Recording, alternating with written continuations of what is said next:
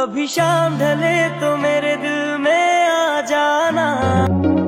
Prince Mamun, সবাই তাকে চেনেন টিকটকার প্রিন্স মামুন নামে। তার উত্থান মূলত সোশ্যাল মিডিয়া, টিকটক ও লাইকের সুবাদে। বাংলাদেশে এসব অ্যাপ জনপ্রিয়তার পেছনে কিছুটা হলেও মামুনের ভূমিকা আছে।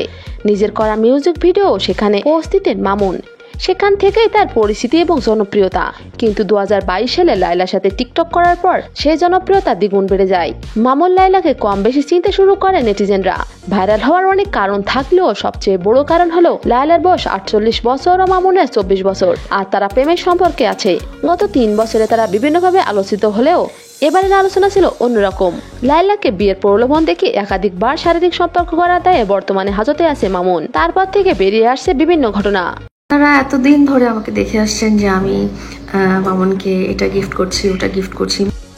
লায়লার বর্তমানে ঢাকায় বড় ফ্ল্যাট, মাল্টিন্যাশনাল কোম্পানির উচ্চ পর্যায়ের চাকুরি আছে। এছাড়া সোশ্যাল মিডিয়া থেকে ভালো ইনকাম করে সে।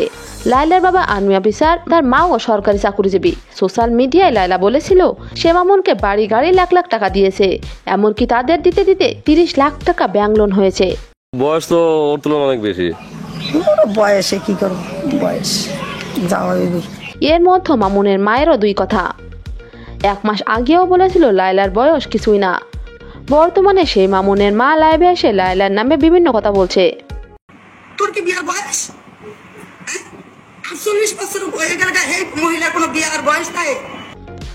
বাড়ি গাড়ি অর্থ নেওয়ার কথা মামুন মিথ্যা বলে দাবি করলেও ভাইরাল হয়েছে মামুনের কল রেকর্ড। কাছ থেকে খেয়ে আমি চলে গেছি, ওকে খেয়ে নিঃস্ব করে দিচ্ছি। এটা বাড়ির বিষয় ছিল, সেটা ছিল, কিন্তু ওই ওরা আমার মধ্যে যে বাড়িটা নিয়ে ঝগড়া হয়েছে সেটা আদার্স একটা বাড়ি, মানে সাইডের একটা বাড়ি, ওর নিজের বাড়ি না ওইটা।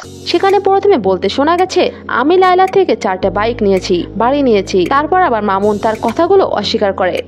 তো ভিউয়ার, আপনাদের কি মনে হয় মামুন লায়লা সর্বস্ব লুটে নিয়েছে? মতামত জানান কমেন্টে।